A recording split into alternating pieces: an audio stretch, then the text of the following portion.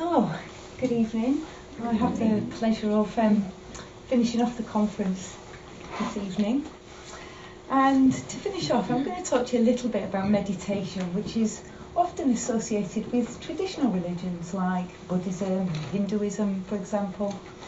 But what's not so well known is it's also associated with Spiritism. So, over the next few minutes, 25 minutes or so, we're going to look together about the message that Joanna D'Angelis gives us in her books, the psychological series, about how meditation can help us understand ourselves better in ways that can help us spiritually progress. And given that the theme of today is about applying Spiritist knowledge to our lives, in the second part of the talk, I'm going to have a look with you about how to engage in a meditation for self-awareness, because there are lots of different types of meditations out there. But we're going to look at this particular type of meditation. So moving from theory into practice, and to do this I've incorporated some information from the mindfulness-based cognitive therapy courses that I run in the NHS. This is a course that's been developed by some clinical psychologists, Siegel, Teasdale and Williams, to use meditation for self-awareness to successfully treat recurrent episodes of depression in our mental health patients here in Britain. And the information from this course really lends itself well to understanding what Joanna's telling us in her books and knowing how to practice that. So, with that in mind, I'm going to invite you all to help me start this talk with a short meditation. I'll keep it short because I know it's the end of the day and there's a risk we could all fall asleep, me inclusive, as we're doing it. So, if we just want to sit with your feet hip width apart on the floor, with your hands gently resting in your lap, with the back straight but not stiff, and your chin tucked slightly in so that we're forming a straight column or alignment with the spine.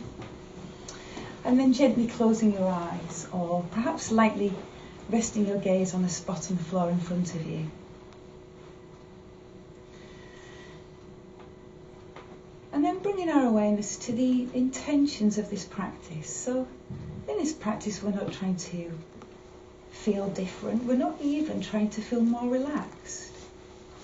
In this practice the intention is simply to notice your experience as it unfolds moment by moment, opening up to it, allowing it to be as you find it, and exploring it with a gentle curiosity. So moving into step one, noticing what thoughts are here in this moment.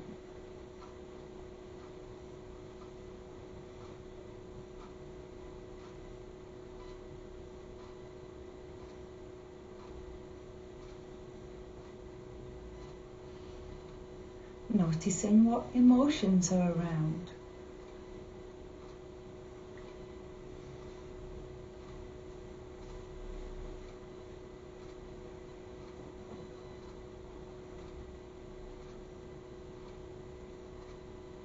And noticing what physical sensations accompany these thoughts and these feelings.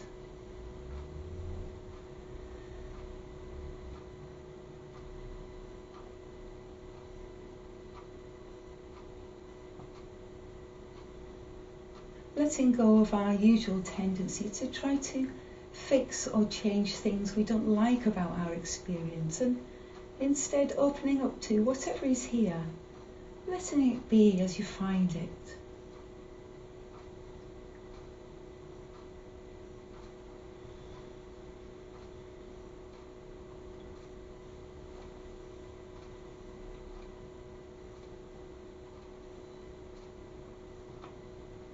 And then moving into step two, narrowing the focus of your awareness around the breath. So tuning in to the sensations in the stomach wall as it rises and falls with each breath.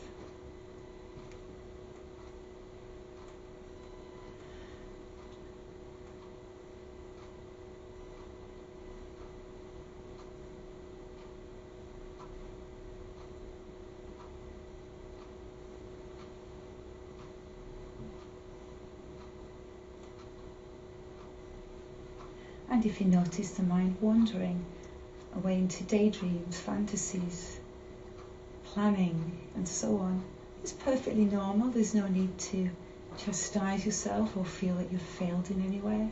Simply just noting where the mind has wandered to, and then coming back to the sensations of the breath in the stomach.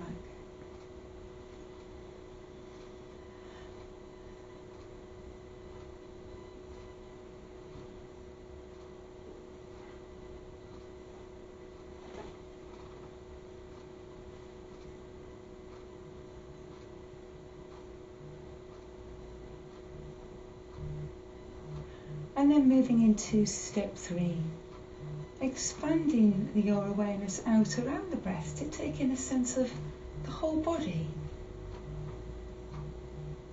So noticing as best you can any and all sensations on the landscape of the body.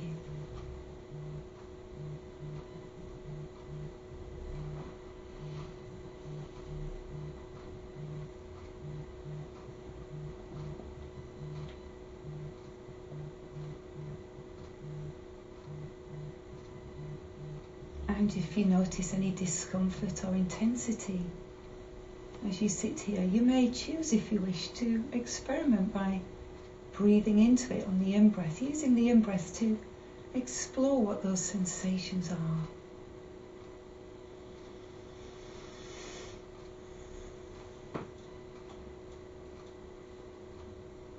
And as best you can on the out-breath, softening and opening towards it and bringing a sense of allowing to whatever discomfort remains.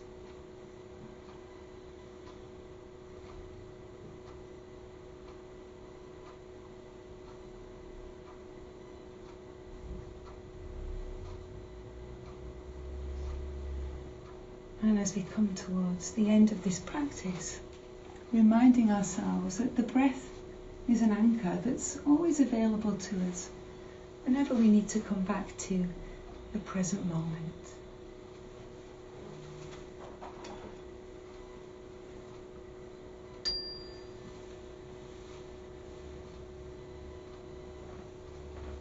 And when you're ready, opening your eyes.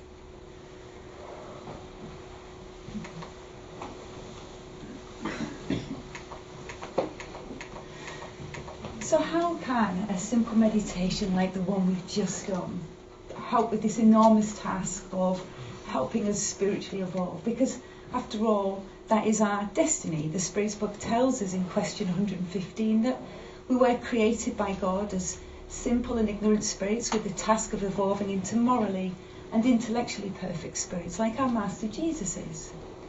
And to help us along the way, we know that God has planted within us, within our conscience, the knowledge of the moral laws of love and charity. We've looked a lot today about how he's given us free will and the laws of cause and effect to teach us about what happens, the impact we have on ourselves and others when we employ our free will for good or for bad.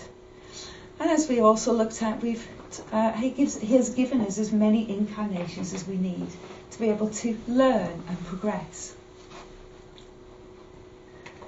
But as Joanna de Angelis reminds us in her book Life, that when we first took the human form as primitive spirits, we had only a very rudimentary understanding of these moral laws planted within our conscience, which meant that our behaviour was largely shaped by the survival instinct, and later by our passions, this desire to seek out and hold on to what we like and to eliminate at all costs what we don't like. However, she tells us that we've reached this stage in our spiritual evolution where primitive instincts and passions have developed into intelligence. We have rational thought and we also have self-awareness.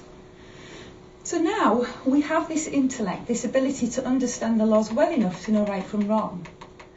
We've got sufficient self-awareness to be able to reflect on what we've done and to rationalise and judge whether our actions complemented or contradicted the laws of love and charity. What this means is that we can now deliberately and consciously change our thoughts, intentions and actions to bring them in line with the moral laws, if we see a need to do that, if we find that they're not conforming with the moral laws. And she tells us that this inner transformation is crucial to reach the next stage of our evolution, of psychological and moral maturity, where our actions are guided by selfless charity rather than by the wants and desires of our own ego. But, as she observes in her book, Conscious Being, that at this point in our spiritual evolution, there's often a discrepancy between knowing what the right thing to do is and doing that. That sometimes when faced with difficult trials, at this point in our spiritual evolution, we might fall back on those old primitive ways and allow ourselves to be led by our base passions like impatience or anger or jealousy. So, it was with this knowledge that Kardec very wisely asked the spirit benefactors in question 919, how do we make sure that we actually do morally improve in this lifetime? In other words, how do we make sure that whilst we know what the right thing to do is, we actually follow through and we do that? And St. Augustine responded, and he advised, and I'm going to paraphrase because it's a big long passage. He said, know yourself. At the end of each day, reflect on the day's events and ask yourself whether your actions are in harmony with or acting against the laws of love and charity. I can see you know that well. Passage. If you haven't already tried this, I'd really encourage you to try this kind of self-reflection, because it's really enlightening. And after all, the Spirit's book tells us that we can speed up or slow down our spiritual evolution based on the actions that we take and the choices we make. We can consciously set ourselves on the path towards a greater inner peace and harmony through the choices we make.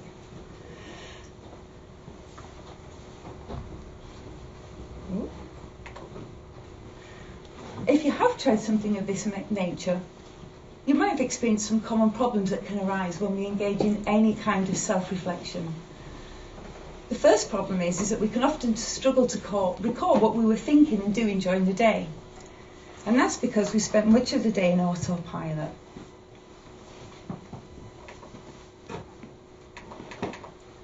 Forgive me, I'm just still getting used to this. Autopilot is probably something you're quite familiar with, given that research done by Harvard University shows that we're in autopilot nearly half of our day. It's those occasions where perhaps you've gone on a car journey and you remember switching on the engine and you remember switching it off, but not the details of the journey in between. Or perhaps you remember the first mouthful and the last mouthful of a packet of crisps, but not the mouthfuls in between.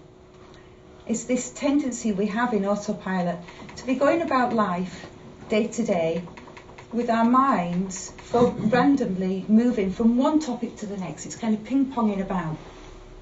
So the body's doing one thing. So in the case of eating, it's putting food in our mouths, we're chewing, we're swallowing, tasting, smelling. Meanwhile, none of this is getting noticed, because in the mind, we're somewhere else. We're in this world of make-believe. We're daydreaming, or we're thinking about the past or the future. Or perhaps we're making our to-do lists. And yet, as the diagram behind me shows, we are having a series of thoughts, emotions, sensations and reactions to events around us, whether we're aware of them or not. So night time comes and we try to do as St. Augustine advises, and we try to reflect on what we've done, and it's hard to remember in great detail what our intentions are. Does this sound familiar? Yeah.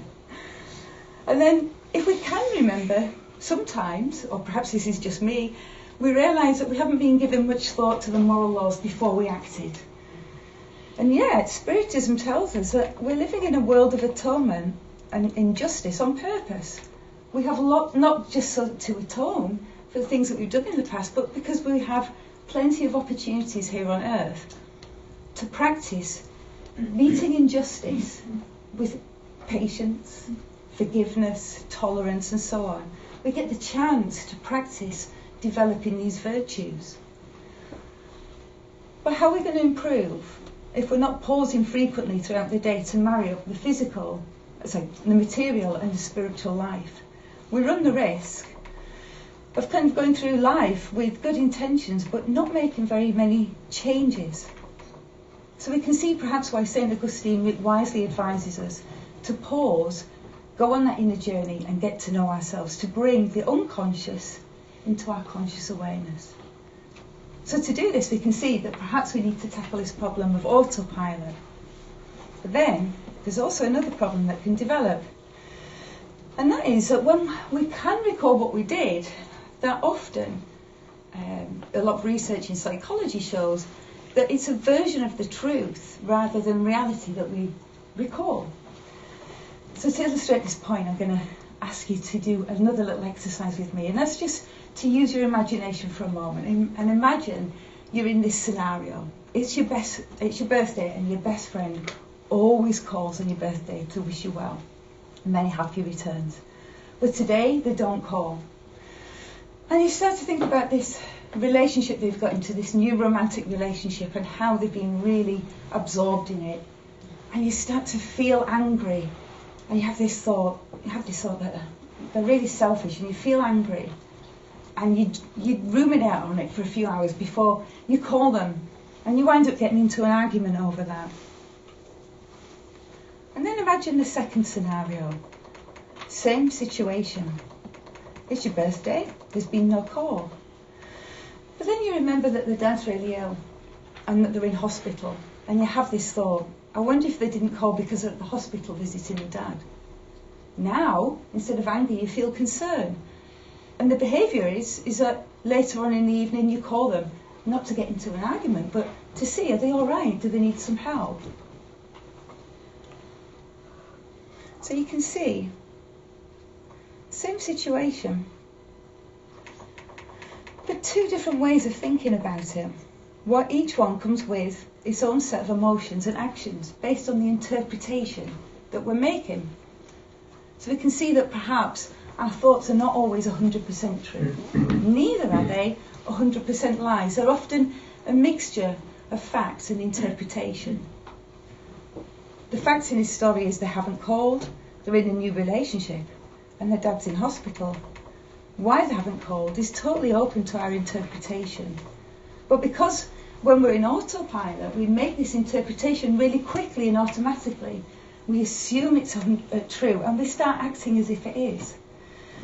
And this leads to what Joanna de Angelis calls illusions of reality, which start to cloud our judgment and influence how we feel and how we act. If we think and act this way once, we might call it simple interpretation. Twice, it's becoming a pattern. By the third time, it's become a habit, or something we might call an automated or conditioned impulse. Which is great if the conditioned habit is to act with selfless love and charity towards everyone and everything. That's great. But what if it's not? What if this point in our spiritual evolution, we still have the tendency to interpret negatively sometimes and react in negative ways? Despite setting good intentions in our morning prayers to perhaps be charitable and kind to that difficult colleague at work, if we go to work in autopilot, we'll find ourselves acting in the same ways we did before towards them, with irritation, frustration.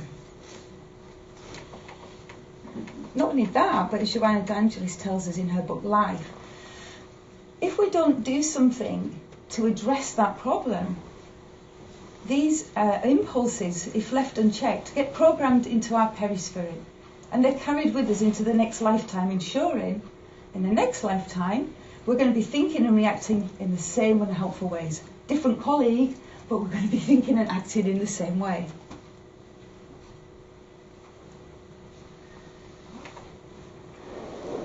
So we can see perhaps then that it might be really useful to have a tool that helps us throughout the day to, first of all, step out of this autopilot and get some awareness about the ways that we are interpreting and acting, particularly when it's just happening, so that we can separate out reality from interpretation.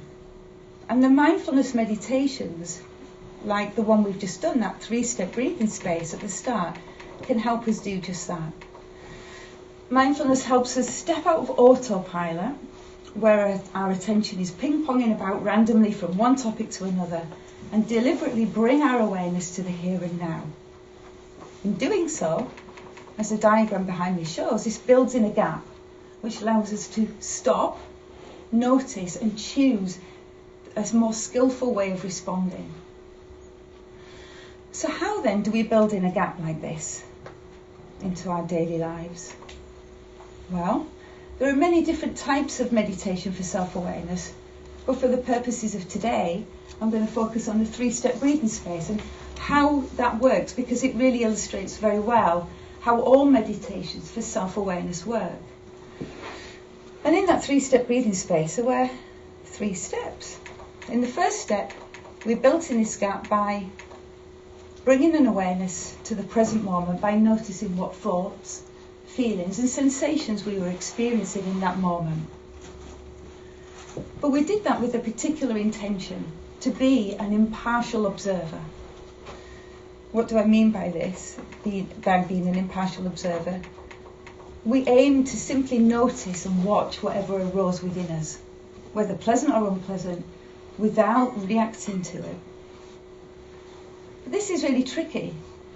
Joanna D'Angelis describes this part of the meditation as like holding up a mirror to ourselves, and she warns us it's at this point that we might start to see some things about ourselves that we don't like. And that's when problems can start to develop in our meditations. If the mind judges what we see as unpleasant, then these old primitive ways come back up. We try to get rid of it in a variety of ways that I've shown on these slides. A good analogy for these responses is imagining you're kind of sitting on a riverbank and you're watching leaves as they float down the river. Each of these leaves represent difficult thoughts, emotions or sensations. And the river represents the flow of our awareness.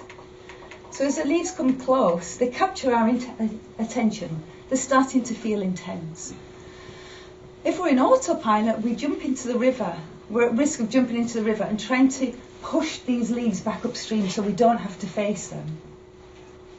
Or perhaps we try to suppress them or distract from them by holding them under the water, only to find that they keep inconveniently floating back up to the surface.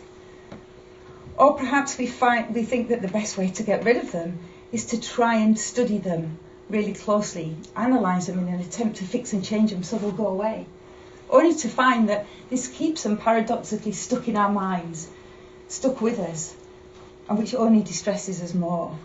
And this is because, as Joanna describes in her books, if self-love is lacking, we're likely at this point to start having self-critical thoughts and get caught in the loop of playing them over and over. Or if we feel threatened, if our ego feels threatened in some way, we start trying to change the story of what happened. We start adapting parts we don't like about ourselves, or perhaps blaming others, so that we can avoid facing our guilty conscience. Not only that, but another problem arises because thoughts and emotions don't respond very well to logic and problem solving.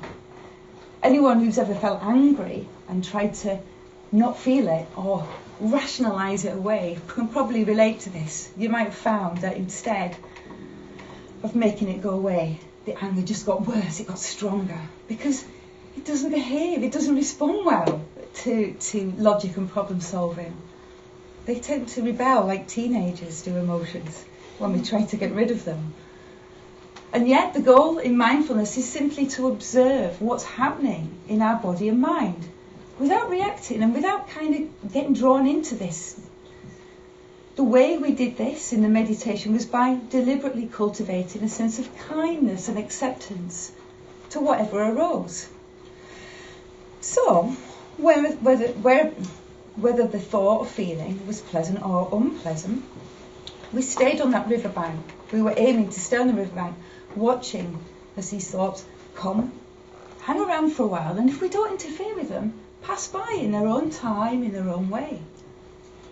We try at this point to let go of trying to suppress, fix or change them, because we know this makes it worse.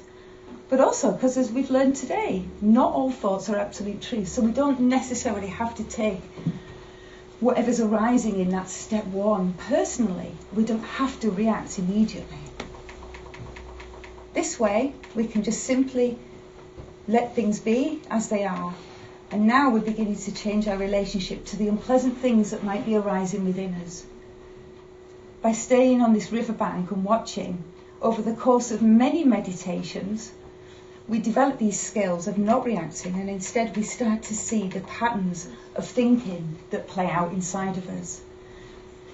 We see there are lots of different situations, and yet we keep having the same interpretations. It's like there's this tape playing in our minds over and over on loop. We can see that perhaps there's a nobody cares tape or why me tape that keeps showing up. And this knowledge means it empowers us, because when we see ourselves doing that in future, we can pause, we'll notice it, we'll step out of that autopilot and start making more skilled decisions, taking more skillful actions that perhaps fit with our Spiritist views.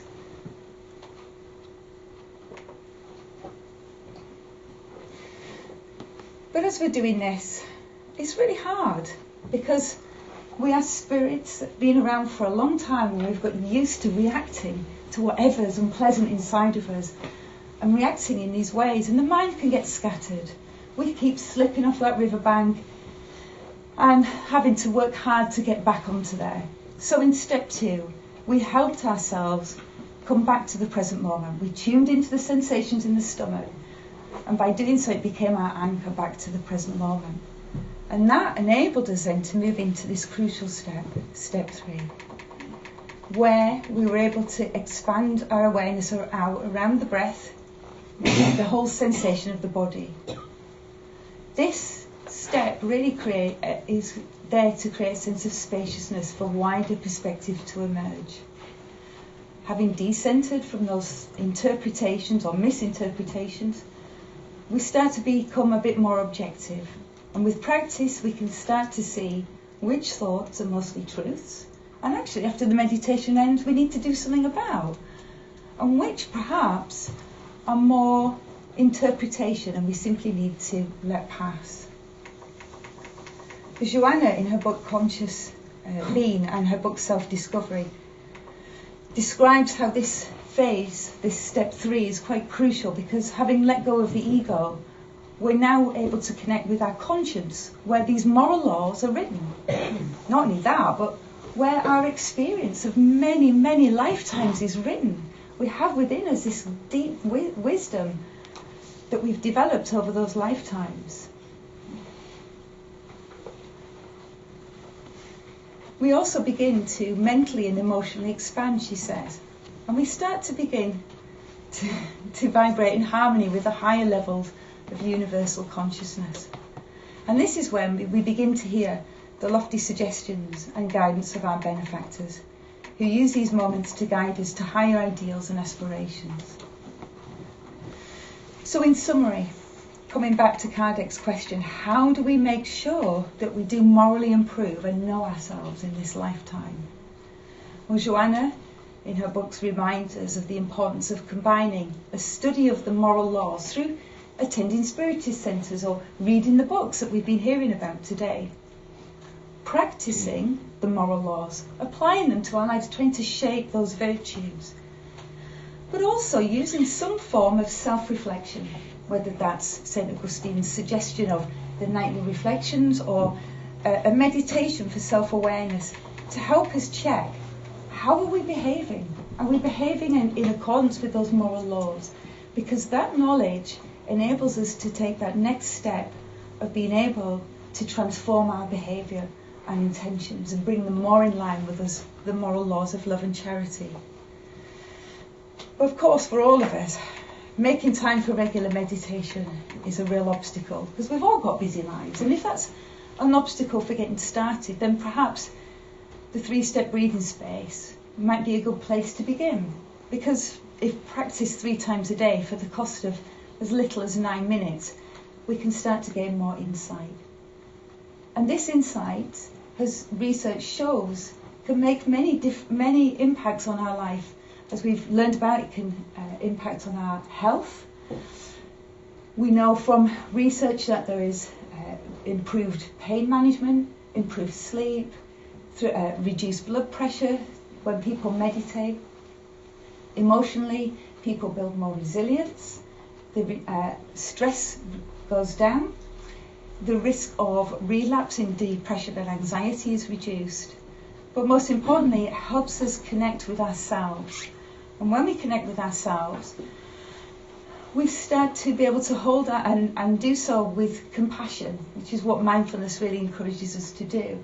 When we can see ourselves in both the good things about ourselves and the not so good things about ourselves in a positive light, then we start to be able to hold ourselves in a way that enables us to take those next steps forwards and achieve our full potential.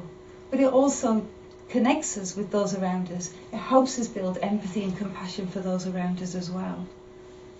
At the very least, when difficult trials arise, if we use the 3-minute breathing space in that moment, when we're about to react, it can help us prevent us from automatically reacting in unhelpful ways that would build more debts that might take us many more lifetimes to pay off. So, whether you choose a 3-step breathing space or some other form of self-awareness meditation, I'm going to leave you with this reminder from Joanna in her book Self-Discovery. A constant rebirth of ourselves by renewing our consciousness and deepening our self-discovery is indispensable in helping us identify with and accept reality, so that way we might begin to reach our destiny. Thank you for your time.